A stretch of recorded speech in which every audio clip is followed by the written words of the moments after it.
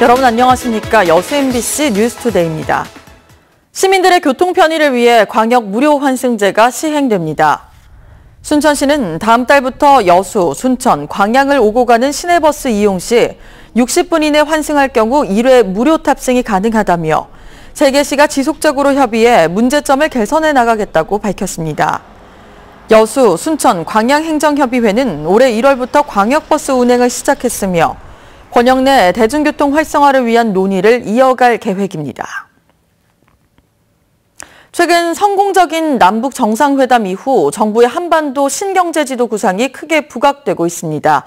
이에 따라 전라남도는 그 핵심 기반 시설인 전국 U자형 철도망 완성을 위해 남해안 철도 조기 완공에 더욱 주력하기로 했습니다. 최우식 기자입니다.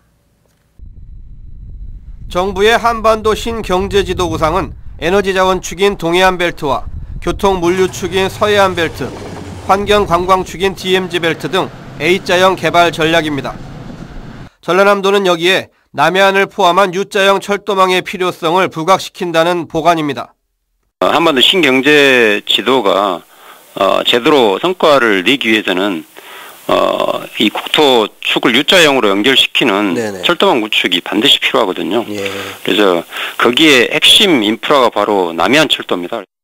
특히 동해안과 서해안 축은 이미 완성됐지만 남해안 축은 지지부진합니다. 남해안 권역은 그러나 국제관광 휴양은 물론 국내 최대 기간산업의 집적지이자 첨단산업 융복합이 가능한 지역입니다. 때문에 역대 정권은 남해안 썬벨트나 동서통합지대 조성, 최근에는 남해안 광역 관광 계획을 잇따라 추진해왔습니다. 이 철도가 연결이 되게 되면은 남북한 교류협력 나아가자는 유라시아까지 이 우리 전남 권역의 자원 또 관광 자원들이 활성화되지 않을까. 목포 부산 간 남해안 철도는 부산에서 순천까지는 복선 전철화가 이뤄졌고 진주에서 광양은 복선화는 됐지만 전철화가 현재 설계 중입니다. 또 보성 목포 구간은 2020년 일반 철도로 완공 예정이고 역시 일반 철도인 경전선 광주 순천 구간은 4년째 전철화를 위한 예비 타당성 조사가 진행 중입니다. 전남도는 이 두 사업의 조기 완공과 보성 목포 구간도 전철화로의 사업 변경을 요청한다는 계획입니다. 모처럼 무르익는 남북 평화 분위기가 지지부진한 남해안 철도에도 훈풍으로 작용할 수 있을지 주목됩니다. MBC 뉴스 최우식입니다. 다음 달 지방선거를 앞두고 지자체가 선거인 명부 작성에 들어갔습니다. 여수시 등 전남 동부 지역의 각 지자체는 어제부터 닷새 동안 주민등록을 기준으로 선거인의 이름과 주소, 성별과 생년월일 등을 정리해 지역별 선거인 범위를 결정할 예정입니다. 선거인 명부는 오는 27일부터 4흘 동안 명부 열람과 수정 작업을 거쳐 다음 달 1일 최종 확정됩니다. 도교육감 선거 예비 후보자들의 정책과 공약 검증을 위한 토론회가 개최됩니다. 광주 전남기자협회 주최로 열리는 이번 토론회는 오늘 도교육청 대회의실에서 현직 기자 5명이 패널로 참석해 진행되며 전남교육과 관련해 예비 후보들의 다양한 의견이 제시될 것으로 기대됩니다. 현재 도교육감 선거에 출마하는 예비 후보들은 장서궁 전 전교조 위원장과 오인성 전 나주시 교육장, 고석규 전 문재인 정부 정책기획위원회 위원 등 모두 3명입니다. 해남 대흥사가 통도사, 부석사, 법주사 등 유서 깊은 국내 사찰들과 함께 유네스코 세계문화유산 등재를 눈앞에 두고 있습니다. 통일신라 시대부터 현재까지 신앙과 수행 또 생활의 공간으로 유지되어 온 그 가치를 인정받았습니다. 양현승 기자입니다. 통일신라 시대 후기 이전 창건된 것으로 추정되는 해남 두륜산 대흥사.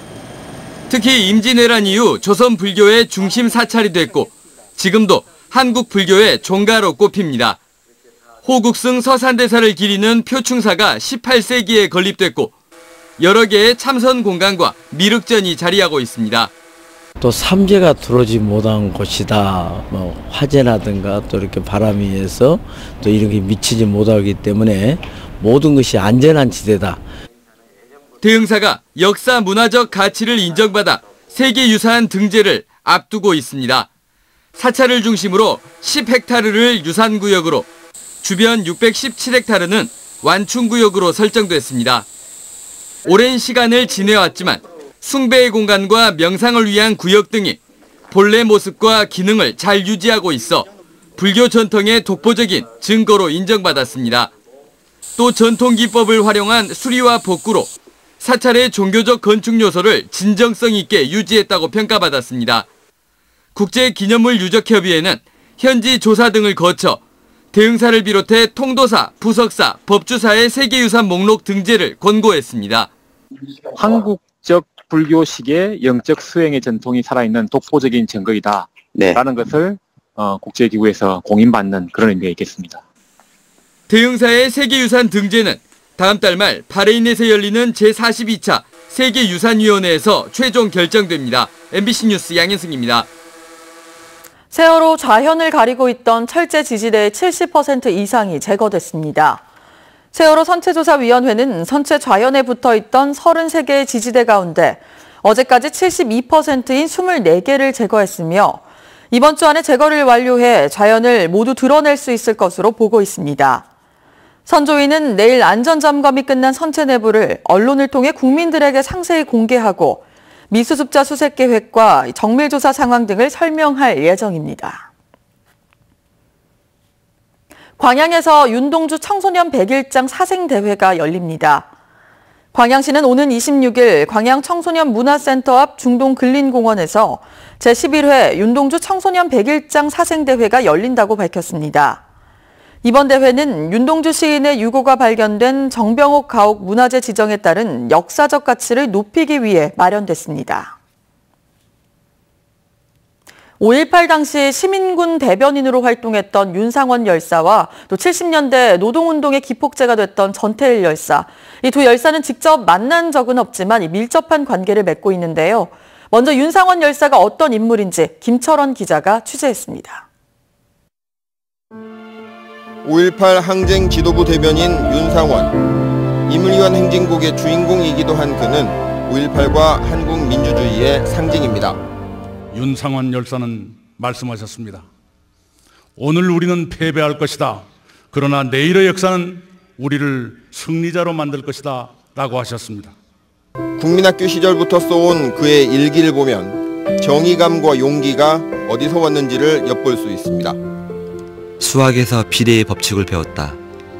어떤 것이 힘을 작용하면 작용한 만큼 동작이 나타난다. 그러나 이 사회는 그런 진리가 용납되지 않는다. 살려고 노력하면 그만큼 잘 살아야 되지 않는가? 먼지 쌓인 일기에서 그런 생각이 들었습니다. 사람의 생명은 꺼져도 그 잉크는 다 말하는 것이 아니구나. 마치 윤상원의 그 얘기들이 마치 어제 얘기처럼. 잘 나가는 은행원 신분을 버리고 낙향해 월급이 절반도 안 되는 공장에 위장 취업을 하고 들불야학 활동에 매진한 윤상원. 자기 이익 챙기느라 눈이 벌게진 사람들의 세상에서 도무지 계산을 할 줄 모르는 사람이었습니다. 나는 설마 상원이가 모든 걸 팽개치고 그런데 나 투신해가지고 그럴 거는 상상도 못했어.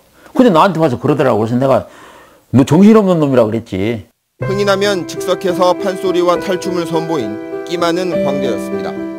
막 사람들이 막 웅성웅성한 거예요. 그래가지고 내가 어머 저 사람은 이 시간에 뭐 하고 있다냐고. 우리 오빠가 막 사람들을 모아놓고 막 탈춤치고 막 창을 하고 있는 거예요. 우리 오빠가.